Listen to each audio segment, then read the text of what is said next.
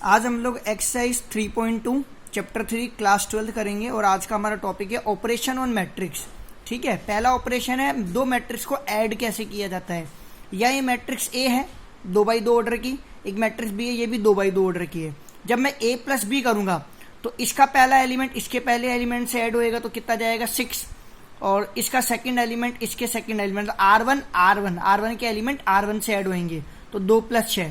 ठीक है, तो ये आ गया पहला 6 आ गया, फिर 8 आ गया, 3 + 7 ये हो गया 10 और 4 + 8 ये हो गया 12। जब भी दो मैट्रिक्स को ऐड करते हैं ना तो ये ध्यान रखिए कि इनके ऑर्डर क्या होने चाहिए, सेम होने चाहिए।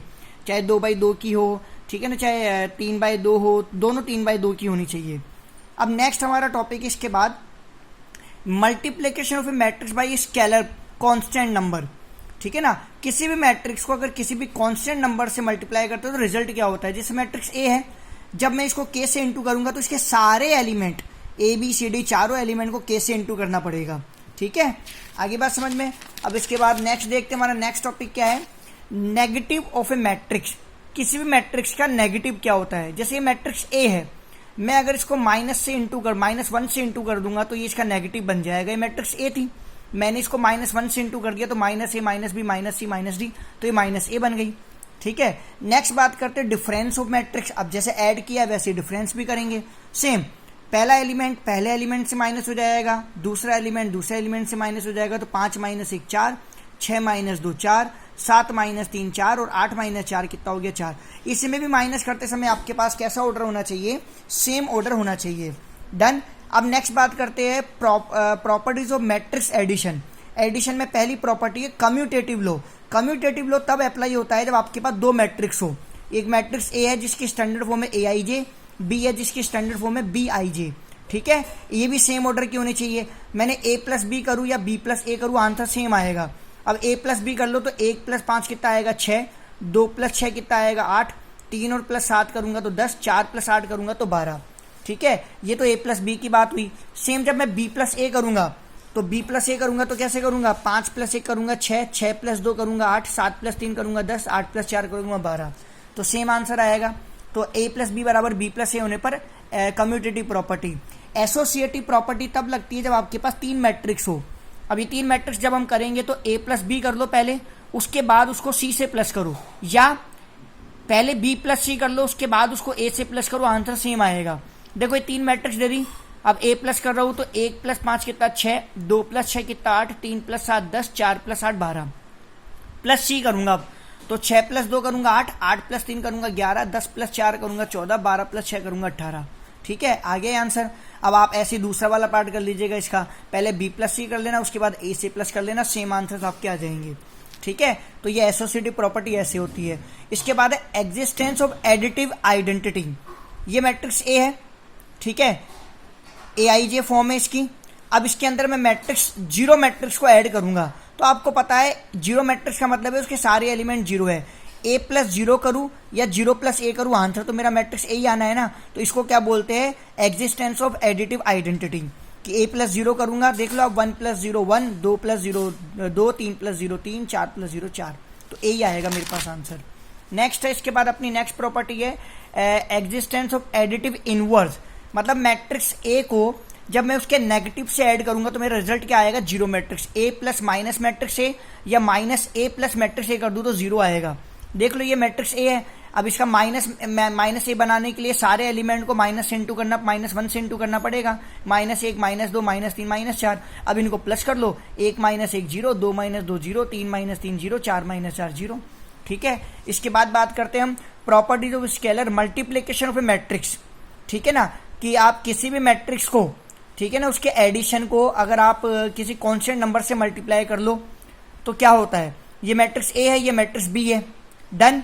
मैंने क्या करा, a + b कर लिया, उसको k से इंटू करूँ ये आंसर, या a को k से इंटू करूँ और k को b से इंटू करूँ ये आंसर सेम आएगा। जैसे ये a + b है जो ऊपर मैं कर चुका हूँ, a + b आप पीछे देखो, a + b अपन कई बार कर चुके हैं। देखो ये रहा a + b, 6 8 10 12।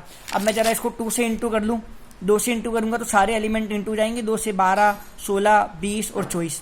ठीक है, या फिर आप एक प्रॉपर्टी ये भी है, यहाँ ये k और l जो है ना, k और l यहाँ पर स्केलर क्वांटिटी है, k × a + l × a। ठीक है ना, मतलब कोई भी कांस्टेंट नंबर के है वो मैट्रिक्स ए से इंटू हो जाएगा, और कोई भी कांस्टेंट नंबर एल है वो मैट्रिक्स ए से इंटू हो जाएगा, तो रिजल्ट सेम आएगा ये आपका। इसके बाद इंपॉर्टेंट काम हम करेंगे, अभी इंपॉर्टेंट टॉपिक है मल्टीप्लीकेशन ऑफ मैट्रिक्स। देखो ये एक मैट्रिक्स है 2 5 8 10, ये 2x2 की है। एक मैट्रिक्स, ये कॉलम मैट्रिक्स है 4 40, ये है, इसमें 2 तो रो है, एक कॉलम है, 2 रो है, एक रो ये दूसरी रो, ठीक है, 2 तो रो है इसके अंदर और एक कॉलम है, तो ये 2x1 की है। ये कितने बाई 2x1 की है, ठीक है। अब देखो आपको करना क्या है, कैसे मल्टीप्लाई होएगा। पहले ये जो रो है ना इस कॉलम से इंटू होएगा, तो 2 इंटू 4, 2 को 4 से इंटू करा, 2 इंटू 4, देन प्लस अब 5 को करेंगे हम 40 से इंटू, ये रो इस कॉलम से इंटू होगा। व्हाट आई सेड, R1 इस C1 से इंटू होगा, एक ही यहाँ पर तो कॉलम, वैसे भी 2 इंटू 4, देन प्लस 5 इंटू 40, ये पहला एलिमेंट बनेगा, नई मैट्रिक्स जो बनेगी उसका। अब ये जो R2 है वो इस C से इंटू होगा, तो 8 इंटू 4 फिर प्लस 10 इंटू 40, ठीक है, तो ये आपके पास हो जाएगा 40 और 5 5 200 या 8 208, इधर 400 और 32 432। अब आप रिजल्ट देखो, आपके पास जो मैट्रिक्स बन रही है ना उसका ऑर्डर क्या है, इसके 2 तो रो है, ठीक है ना, और एक इसके अंदर है कॉलम, 2x1 की बनी आपकी मैट्रिक्स। क्या बनी आपकी मैट्रिक्स, 2x1 की बनी। हुआ क्या, ये जो पहली मैट्रिक्स थी ना जब मल्टीप्लाई करा, तो इसका जो ऑर्डर में ये जो 2 है इसका तो 2 ले लिया, ठीक है ना, जो दूसरी मैट्रिक्स है उसका ले लिया 1। जब मल्टीप्लाई करेंगे ना तो इधर का तो पहला ले लेंगे जो m/n में, ये m/n समझ लो, m इंटू n, ठीक है, और इधर आप समझ लो उसको n इंटू p, तो इसका तो ले लिया m और इसका ले लिया p, तो जो नई मैट्रिक्स बनेगी इंटू करने पर वो बनेगी m/p की, तो इसके हिसाब से कितने की बनेगी, 2x1 की। देखो 2x1 की बनी है। अब देखो इसको देखो आप, ये दोनों 2x2 की है। अब ये R1 पहले 5 और 50 से इंटू होगा, तो 2 को करेंगे 5 से इंटू, प्लस 5 को करेंगे 50 से इंटू, ये पहला एलिमेंट बनेगा। अब ये R1 इस C2 से, पहले R1 C1 से इंटू हुआ, अब R1 C2 से इंटू होगा, तो 2 को करेंगे 4 से इंटू, प्लस 5 को करेंगे 40 से इंटू। अब इधर R2 होगा C1 से इंटू, 8 इंटू 5 प्लस 10 इंटू 50। अब ये R2 होगा C2 से इंटू, 8 इंटू 4, ठीक है, ये 8 इंटू 4 प्लस 10 इंटू 40।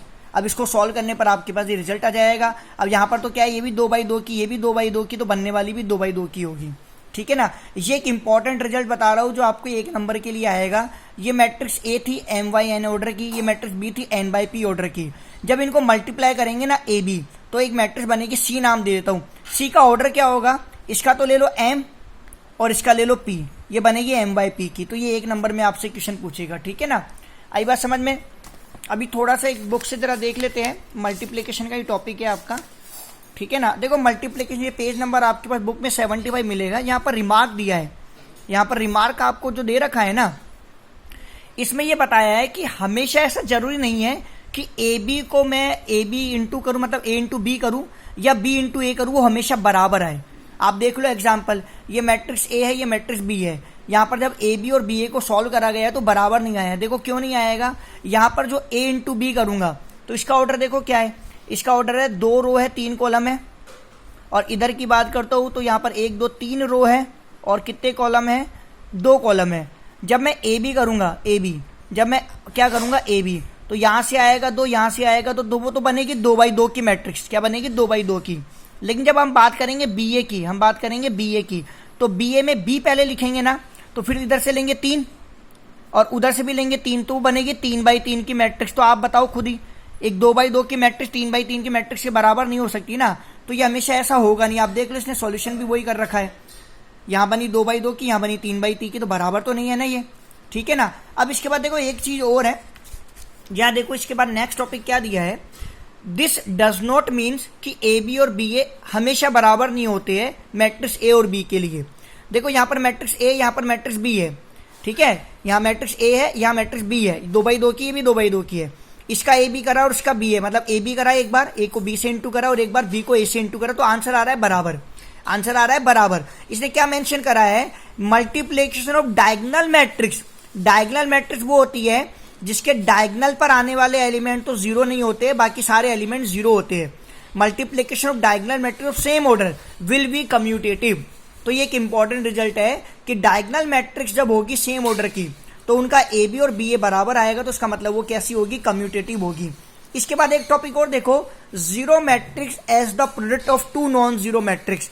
मान लो आपके पास कोई दो नॉन जीरो मैट्रिक्स है, जैसे मैट्रिक्स ए और ये मैट्रिक्स बी है, ठीक है ना, इनको मल्टीप्लाई करा, देखो जीरो को पहले R1 को इससे करेगा C1 से, 0 इंटू 3 जीरो होगा, -1 को 0 से इंटू करेगा तो 0 आएगा, पहला एलिमेंट 0 हो गया भाई, 0 इंटू 3 प्लस -1 इंटू 0 0, पहला एलिमेंट 0, फिर 0 अब R2 को करेगा C2 से इंटू 0 इंटू 5 0 प्लस 2 इंटू 0 0, ठीक है ना, आगे बात दोनों एलिमेंट 0 हो गए। अब इधर देखो R2 की बात C1 से 0 इंटू 3 0, 2 इंटू 0 0 0 हो गया, प्लस बीच में लगा दिया है, फिर R2 को C2 से 0 इंटू 5 प्लस 2 इंटू 0, ठीक है ना, फाइनली पूरा 0 ही आ रहा है, जीरो मैट्रिक्स आ रहा है। तो यहां पर मतलब ये था कि नॉन जीरो मैट्रिक्स को मल्टीप्लाई करने पर जीरो मैट्रिक्स भी आ सकती है, ठीक है ना। इसने बोला है if the product of two matrix is zero matrix it not necessary that the matrix that one of the matrix is zero matrix, उनमें से कोई एक जीरो मैट्रिक्स थी क्या, ठीक है ना। अब देखो इसके मल्टीप्लीकेशन की प्रॉपर्टीज,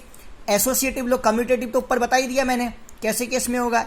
एसोसिएटिव के अंदर क्या होगा, ए बी इंटू कर लो, उसके बाद सी से इंटू कर लो, या बी सी इंटू कर लो, फिर ए सी इंटू कर लो, ये आपस में क्या हो जाएगी, बराबर हो जाएगी। Whenever both side of the equality are defined.